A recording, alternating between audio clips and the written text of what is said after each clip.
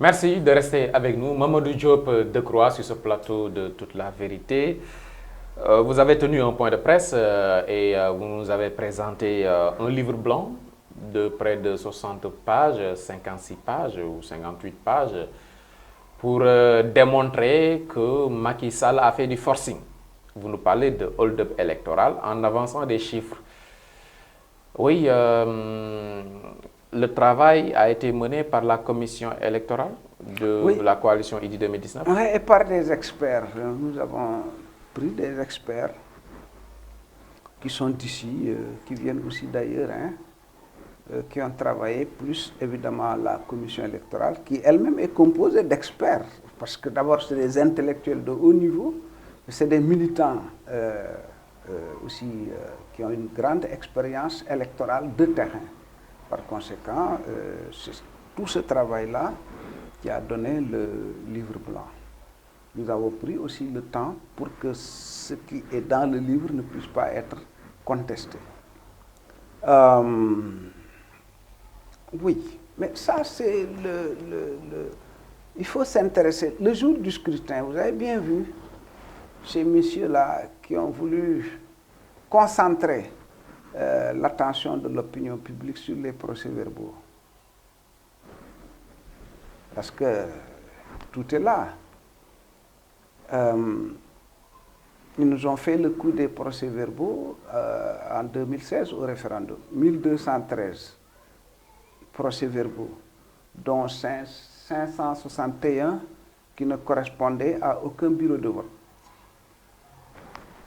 C'est dans les papiers, ce n'est pas discutable.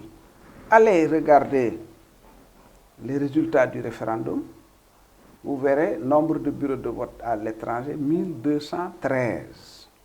Alors qu'un décret du président de la République demandait qu'on ne changeât pas la carte électorale, les données de 2011-2012 sur le fichier électoral, où l'extérieur faisait 500 et quelques bureaux de vote.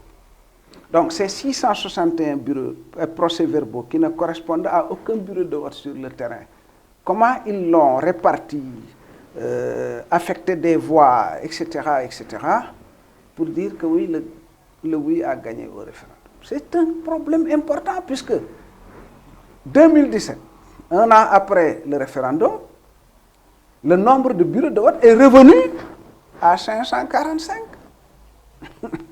Là également, vous nous dites qu'il y a... Alors, attendez, donc, tout est parti, à mon avis, de l'ingénierie de la fraude a commencé à partir de ce moment. N'oubliez pas, quand même, la fameuse loi sur comment ils appelaient ça, la refonte partielle du fichier électoral. Avec, dans la loi, cette fameuse question, est-ce que vous confirmez votre désir de rester dans le fichier électoral?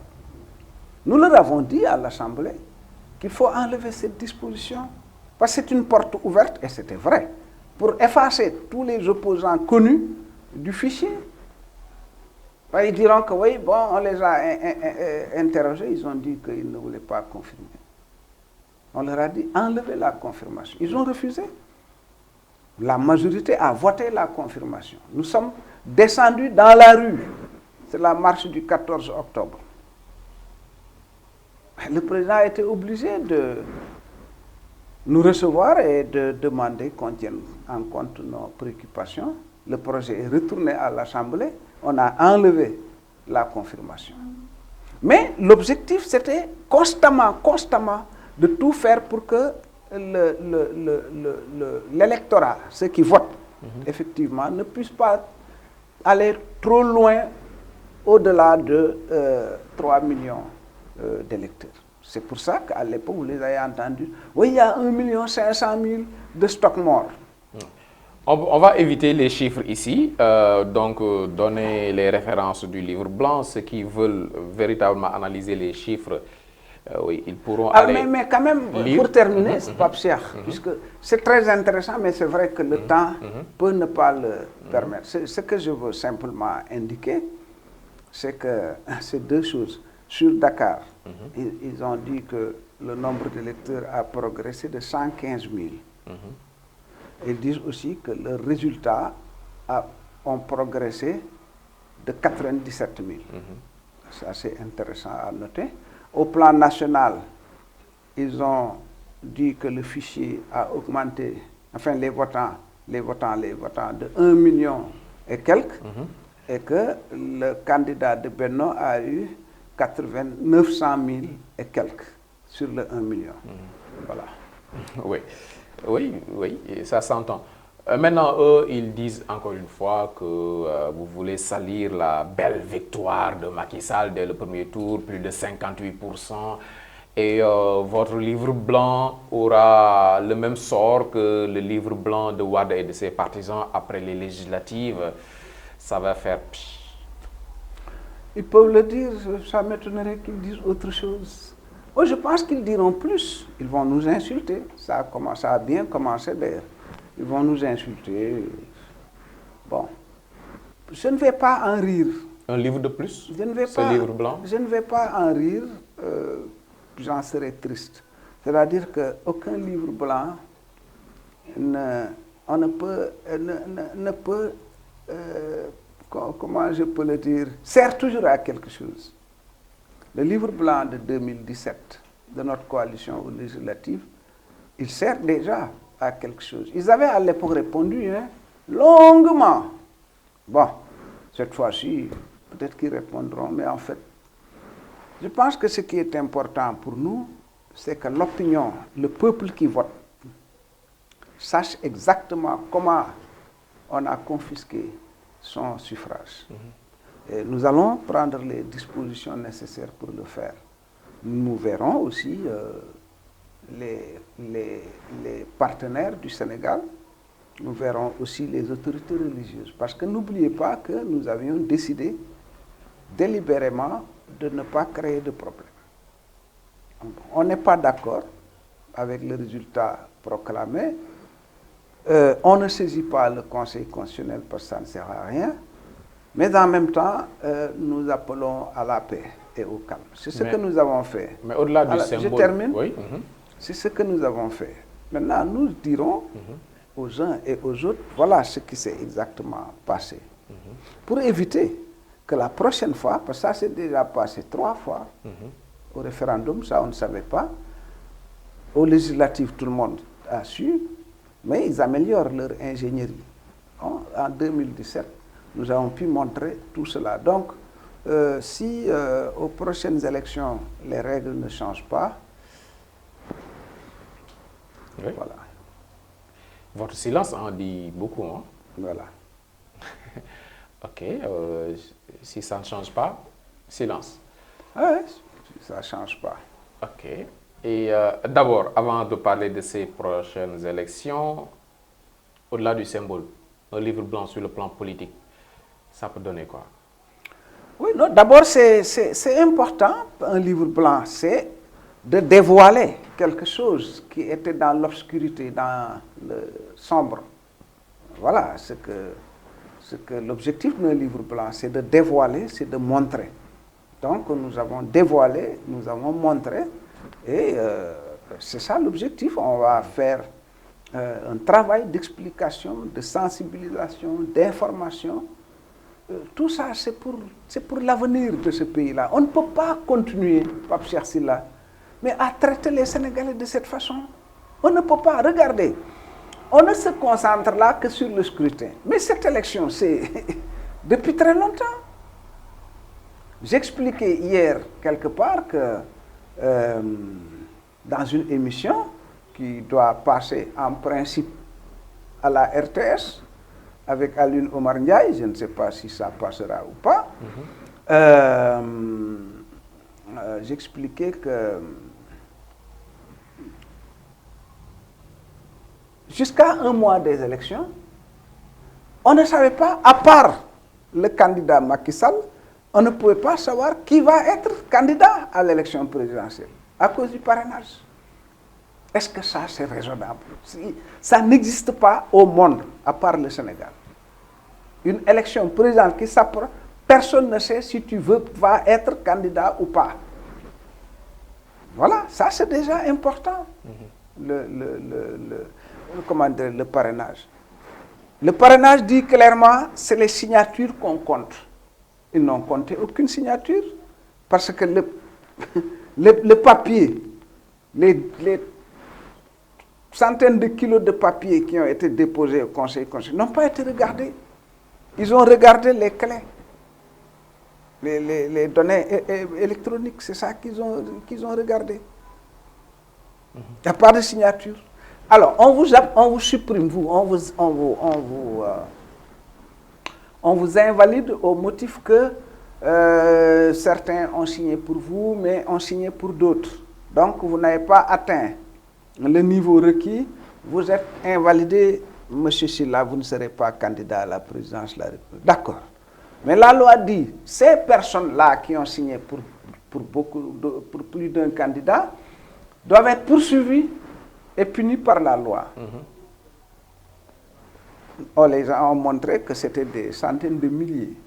Est-ce que vous avez entendu depuis 3 mois un seul, oui, au sortir de la présidentielle, un seul élément qui aurait signé pour plusieurs convoqués au tribunal? Oui, mais quand même le président Macky Sall s'est prononcé sur ces remarques pour dire que oui, lui-même, il peut trouver que ça a été un peu sévère, le parrainage, et que voilà, in fine, il appelle au dialogue, à un dialogue sans condition. C'est le lieu d'arrêter les monologues parallèles pour dialoguer, non? Alors, donc, la loi, c'est comme ça. On la viole, mais bon, voilà, c'est pas grave, on a violé la loi, mais moi, comme j'ai atteint mon objectif, on tourne la page. Est-ce que ça fait sérieux? Non, ça ne fait pas sérieux. Je disais l'autre jour que nit ki soo xeebee sa bopp ku la xeeb yabu la soo xeebee sa bopp ku la xeeb yabu la. Donc, est-ce que les problèmes que nous discutons ici, on les discute en France, aux États-Unis, en Allemagne, au Japon et ailleurs? Non, parce que ils ne peuvent pas s'imaginer être en train de faire certaines choses. C'est pas possible. Ok? Mais en même temps, quand ils nous critiquent, on monte sur nos grands chevaux. Oui, c'est du racisme pour que machin. On fonctionne comme des garçons de 12 ans. Et moi, c'est ça qui me rend malade. Mais bon, il faut se battre. Il faut se battre parce que ça doit changer. Maintenant, oui, tout ce que nous avons dénoncé dans le livre blanc doit être banni de notre système. Puisque nous avons démontré pendant 25 ans que c'était possible. On a voté pendant 25 ans sans que vous êtes très jeune, mais vous n'avez jamais entendu parler de problèmes aux élections. Alors pourquoi, depuis 7 ans, on en est là? Moi, j'étais là avant, puisque je suis plus âgé que vous. Mais les problèmes qu'on discutait dans la première décennie du président Diouf, 80-90, ce sont ces problèmes qu'on discute encore aujourd'hui. Comme quoi, il y a un recul encore d'une génération. Oui, encore une fois, sur ces questions. Le dialogue alors. Donc, de toute façon, il faut qu'on discute de ces problèmes. Ouais, parce que moi, je pense qu'on ne peut pas, pour la sauvegarde des intérêts de ce pays, notamment la paix et la stabilité, on ne peut pas nous mener encore à une élection sans que nous nous accordions sur les règles du jeu. Donc, sous ce rapport, moi, en tout cas, cette question-là... Vous êtes favorable au dialogue? Je n'ai pas dit nous sommes favorables au dialogue ou nous sommes défavorables au dialogue. J'ai dit que ces questions que nous avons soulevées dans le livre blanc, il y a d'ailleurs des recommandations. Ces recommandations, il faut absolument les discuter avec les parties prenantes pour que plus jamais ça... Voilà ce que j'ai dit. Oui, le livre peut servir de base pour réfléchir sur les termes de référence d'un éventuel dialogue. Forcément, oui, ça peut servir. D'un éventuel dialogue avec le président de la République. Oui, donc tout est possible. Tout est possible, c'est-à-dire? Oui, vous n'êtes pas favorable à un dialogue ni défavorable, mais vous faites des recommandations. Non, je ne suis pas Pape Cheikh. Je dis, nous pensons que les modalités de dévolution du pouvoir de façon démocratique et pacifique doivent être fondées sur des règles consensuelles. Dès lors que je parle de consensus, il faut que les acteurs s'asseyent et discutent. C'est de ça que je parle. Donc, évidemment, il est clair que si c'est ça, nous sommes intéressés. Oui, oui, c'est clair. C'est clair. Et vous avez toujours adopté votre agenda, vous, de l'opposition, notamment la coalition IDI 2019. Aujourd'hui, l'urgence, c'est quoi après le livre blanc? Parce qu'il y a des échéances. Donc, au-delà de ces concertations, c'est quoi l'urgence pour vous? Non. Pour moi, c'est aussi, il est difficile de parler pour tout le monde. Okay? C'est une coalition assez large. Mais moi, mon opinion est que une fois que les élections sont passées, c'est toute l'opposition qui doit de nouveau se retrouver. Je suis très clair là-dessus. C'est la conviction de notre parti, AJ/PADS, et c'est sur ça que nous allons travailler. Que nous tous, nous retrouvions déjà, il y avait, IDI 2019, il y avait Sonko 2019, Madické 2019, Issa Sall 2019, il y avait le PDS aussi, et il y a d'autres partis, organisations qui peut-être n'étaient pas dans les coalitions, qui sont là et qui se battent pour la promotion de la démocratie, de l'équité et de la justice. Donc, nous tous, et ensuite la société civile aussi. La société civile s'est beaucoup battue, vraiment aux côtés de ce qui doit être des règles consensuelles. Elle compte apparemment poursuivre ce combat-là. Je crois que aussi les partis et la société civile doivent se rapprocher. Parce que si tant est que la plateforme, c'est pour permettre aux Sénégalais de choisir qui ils veulent, qui ils veulent, que ce soit du côté du pouvoir ou du côté de l'opposition, qui ils veulent. Pour moi, c'est ce minima-là qui m'intéresse. Donc, théoriquement, je me souviens à l'époque, en 99-2000, quand nous avons mis en place le Front pour la régularité et la transparence des élections, FRTE. Abdourahim Agne, à l'époque, mon ami Abdourahim, qui était le président du groupe parlementaire du Parti socialiste au pouvoir, me disait, mais mettez-moi dedans, puisque moi je suis pour la transparence, la régularité et la transparence des élections. Donc, c'est une affaire que nous tous, nous devons partager, parce que c'est ça qui sème les graines de la paix et de la sérénité dans notre société. Et les membres de l'opposition ont atteint cette maturité pour surmonter les égos, les chocs d'ambition, pour se retrouver autour de l'essentiel, vous pensez? Mais nous sommes déjà dans le front de résistance nationale. Tout le monde est dedans maintenant. Avant, il y avait Idrissa Seck qui n'était pas dedans et je ne sais qui d'autre. Bon, Madické, parce que Madické était au PDS, il participait même à nos réunions. Mais une fois qu'il n'est plus du PDS, bon, il a adhéré. Donc, presque l'essentiel des forces politiques sont au Front de résistance nationale, qui est coordonné par Mokhtar Souran. Donc, je pense qu'on peut repenser le front dans l'optique de l'organiser davantage, pas seulement au plan top central là, mais également au niveau de chaque département du pays, au niveau de chaque commune du pays et au niveau de chaque village ou de chaque quartier. Parce que pour moi, ça, je l'ai déjà écrit, c'est vaincre ensemble ou périr séparément. L'opposition doit rester unie. Ceux qui, dans les états-majors, travaillent pour qu'on n'aille pas ensemble, je ne dis pas que ça existe, mais je dis si ça existe, ils n'ont pas compris. Parce que si vous pensez qu'en étant solitaire, vous allez vous ne réglerez rien. D'ailleurs, quand un lion chasse le troupeau, il attaque les animaux qui se sont Démarqué. Démarqué. Ok, oui, c'est clair le message. Et là, vous n'êtes pas aussi radical que les libéraux en 2016. Vous ne parlez pas de boycott d'élections organisé par l'administration Macky Sall. Non, ça n'a pas de sens. Enfin, si ça a du sens, si tout le monde pouvait. Par exemple, Wade a dit à la présidentielle, ne participez pas. C'est vrai que si Depuis les législatives, ils ont dit qu'ils ne participeront plus à une élection organisée par Macky Sall. Alors, si les 4 candidats s'étaient réunis en disant, bon, maintenant, tout le monde est éliminé, nous sommes 4, nous décidons de ne pas y aller. Ah oui, là, le président Sall serait très, très, très embêté, n'est-ce pas? Bon, mais ça ne s'est pas passé comme ça.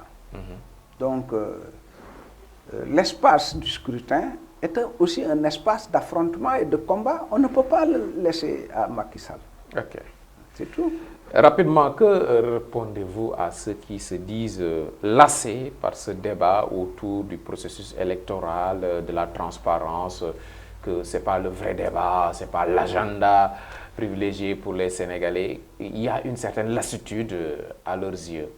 Non, ça, c'est pas la grande majorité. C'est une propagande qui est développée, distillée par le camp du pouvoir, qui quand même est très présent dans la presse, là, qui arrive à manipuler aussi les gens. Mais dans les grandes places, les salons, les gens s'intéressent beaucoup à ce qu'on a dit là. Oui, depuis qu'on a parlé, regardez, tout le monde en parle. Ils ont envoyé, ils veulent réviser la Constitution, mais actuellement, les gens discutent de notre livre blanc. Mamadou Diop Decroix, merci encore une fois. Ah, je vous remercie, Pape Cheikh, vraiment, c'est toujours un plaisir. J'en profite pour réitérer mes prières à l'occasion du Ramadan. Oui. Ramadan Moubarak à tous ceux qui nous suivent, à toute la Oumma islamique. Merci encore une fois, Mamadou Diop Decroix. À dimanche, Inch'Allah, pour un autre numéro de TELV.